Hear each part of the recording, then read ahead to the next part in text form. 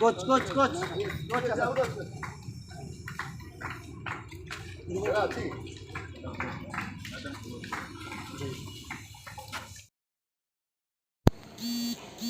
जिला स्तरीय टाइकुंडा प्रतियोगिता 2 दिन धरी पुरी रे चलीथिला बेले टाइकुंडा प्रतियोगिता रे अंशग्रहण करितिला पिपिली टाइकुंडा एकाडेमी।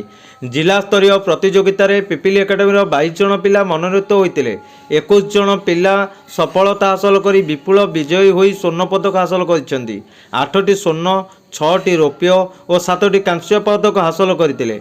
मोट 21टी मेडल हासिल करी निज अंचल पई गौरव आनी थिबारु एही सफलता पई पिपिली थाना अधिकारी दीपक कुमार खंडातराय सहित अन्य अधिकारी माने मध्य पिलामानकु पुष्पगुच्छ देई संबर्धित करथिले और पिलामानकु मिष्टान खुआई पिलामानक सफलता पई शुभेच्छा जणाइथिले।